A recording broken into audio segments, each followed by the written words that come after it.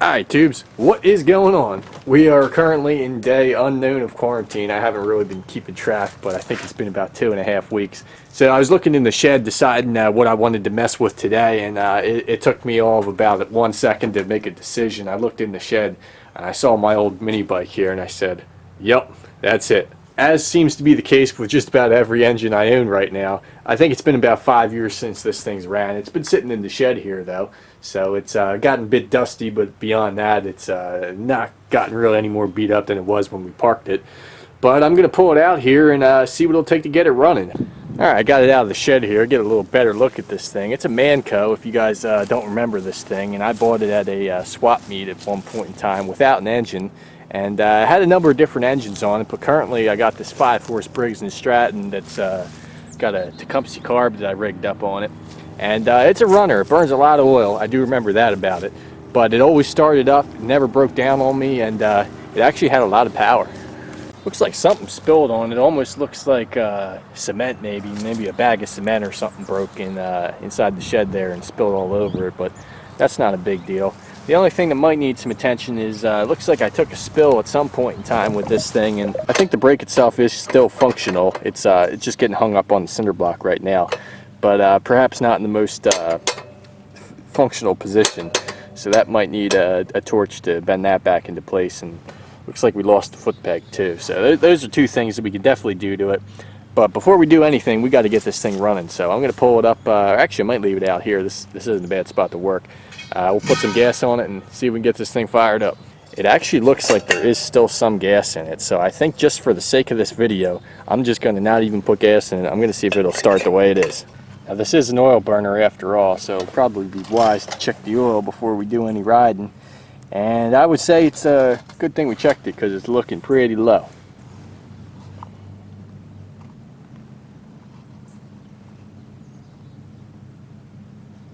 Looks like at some point in time somebody disconnected the line from the fuel petcock, and I'm wondering what the reason for this was. If I had to guess, I probably needed a hose clamp that size and decided to borrow it. But in any case, that could be a good sign that there wasn't fuel sitting in the carb the whole time. So who knows? This thing might start up easy.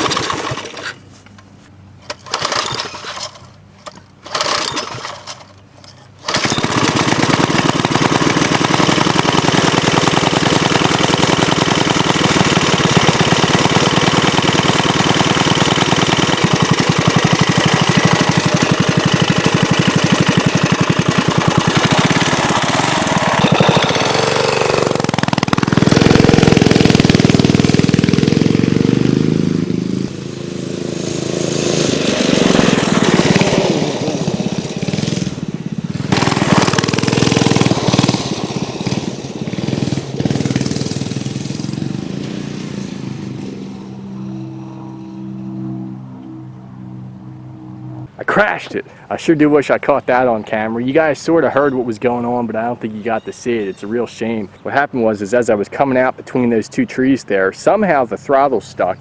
I don't really know what happened because it's not stuck now, but something got hung up and the throttle stuck and it started wheeling up on me. And it pretty much just flipped itself over backwards. I landed on my 2 feet. I didn't go down, but the bike itself did a pretty good somersault. This is actually the most destructive crash I've ever had on a mini bike, believe it or not. Looks like we messed up the seat pretty good. It actually fractured this piece of plywood that's on the bottom of it, so that's going to have to be repaired. I think the speed nut on the bottom is okay, but what happened is when the bike flipped over backwards, this must have caught on the ground and just ripped right off. So that's going to need to get fixed. Something happened to the starter. I don't know if that was actually related to the crash or not, but after I got the bike back up off the ground, I tried pulling it and the cord just came out and stayed out, so something's wrong with that. Looks like we lost our final foot peg here, and I believe I've repaired these in the past, but we might need a new solution here. Might have to order some new foot pegs. So that's going to have to be taken care of. And one other thing not related to the crash, it does look like our carburetor is dripping a little bit here around the edges. I think this seal might need to be replaced, or upon closer inspection, it may actually be coming out the back of the carburetor. Perhaps the needle is not seating correctly, and maybe we just need to take that apart and clean it out. But either way, shut this fuel off so it stops dripping. That's one other thing we're going to have to handle. What I'm thinking here is I'll address the problems in the order of their ease of solving. Now this problem here is pretty much impossible for the time being. I guess I could order a new one of these, but in terms of doing what I can do while I'm at home here, unless I want to weld it back on, and I was just looking at it, and it kind of looks like I might have welded it before. I don't really remember, so maybe this happened once already, and that's why it happened again. Maybe it wasn't the best weld. So I guess while I'm at home here, if I did want to fix, I could do that. But for the time being, what I'm going to worry about is this starter right here. Like I say, I'm not actually sure if that was due to the crash or not, but in any case, it's going to need to be fixed. So we're going to pop these screws off here and see if we can figure out what's going on. All right, based upon my inspection here, I don't think that this is really related to the crash at all. I think what we have here is just either a partially worn out spring or perhaps a dirty, rusty, and unlubricated spring. So I'm going to try spraying some lubricant in here and seeing if that has any effect on it.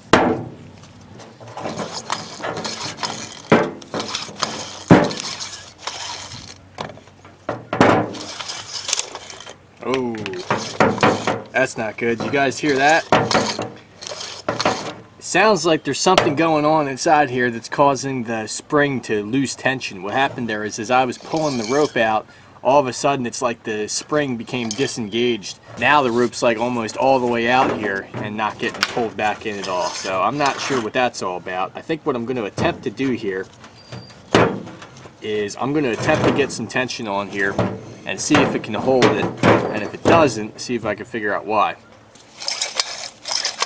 Seems as though I was able to fix the problem pretty easily. I think the lubrication did help, but the main thing that I did is I pulled out some of the rope, got some slack in it, and then pulled out the rope like this and was able to go and get a whole nother wraparound on the pulley itself. So that way you're starting out with an extra turn of tension on the pulley itself. So I think that's going to do it for that, so we can get this thing back on the bike.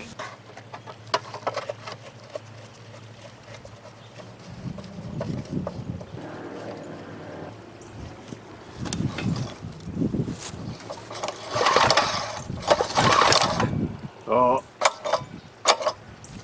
well, we're back to square one with regards to that. I think there is a problem internally with the spring where it's coming loose. However, the spring is supposed to be held in place and tension maintained.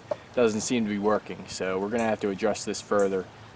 Perhaps trying to take that apart, or maybe looking in the shed for another one will be the solution to that. In the meantime, I'm going to turn my attention to this seat here. It doesn't look like there's much of anything holding it on. Matter of fact, given my plans to make a brand new board for the bottom here, I think I'm just going to rip this one off. Now, the way the seat was originally held on is pretty straightforward. Basically, you had these little pieces of hardware here that were actually embedded in the plywood. And of course, they got pulled out during the accident. Part of it had to do with the fact that this whole plywood piece got cracked here. And once that cracked, there was nothing holding this in anymore. Now, obviously, we have to do something about this seat, given the fact that it's pretty badly damaged. And we have a couple different options. The first option would just be to make a whole new bottom piece here. We could take all these staples out, trace this piece of plywood on another piece of plywood, cut it out with a saw, and then just reassemble the whole thing. The other option would be to reinforce this existing plywood somehow, probably with either some steel or maybe some wood. I think a total repair is the way to go, but for the time being, in the interest of getting back on the bike and doing a little more riding for this video, I think we'll just reinforce it and then address the full repair in a future video.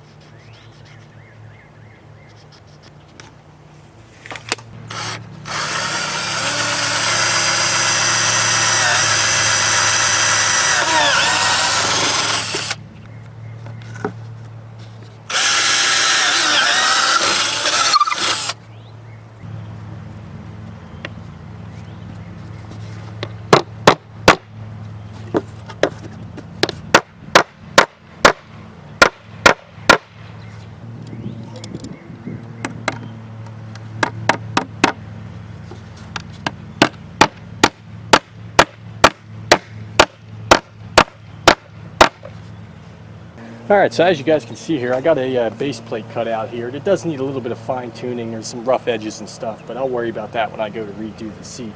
Now as far as riding it today, I could just leave it the way it is or duct tape a piece of foam to it, but I think what I'm going to do is I'm just going to take the old seat here and I'm just going to put a couple screws in it and hold it on there, and that'll give you some extra comfort for the time being. Alright, we got a seat on here. I just put 4 screws in and it's pretty solid on there, so we don't got to worry about that going anywhere. I was going to weld that foot peg back on, but I decided against it because I got to order a new one for the other side anyway because I'm missing the rubber part from it.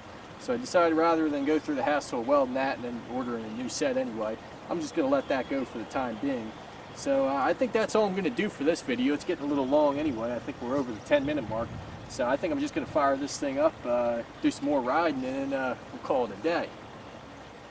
Until we find a solution for that recoil starter, we're just going to fire this thing up Riggs 5S style. See how it works.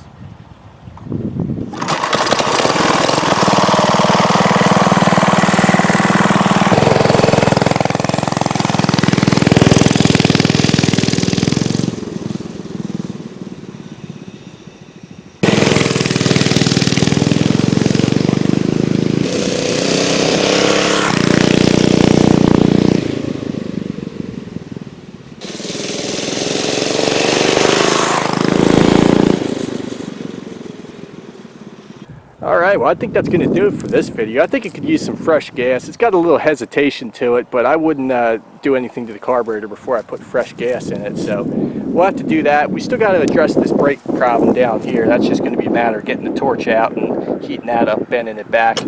We'll order a set of foot pegs for it at some point, get them on there. And then the only other thing we really got to worry about is this starter here. Like I said, I'm probably just going to find a new recoil. That's probably the best solution for that.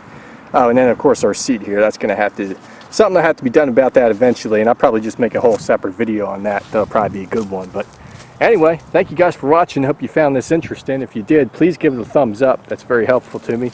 And subscribe if you're not subscribed. We'll be doing lots more of this, and we'll see you in the next one. All right, guys, take care.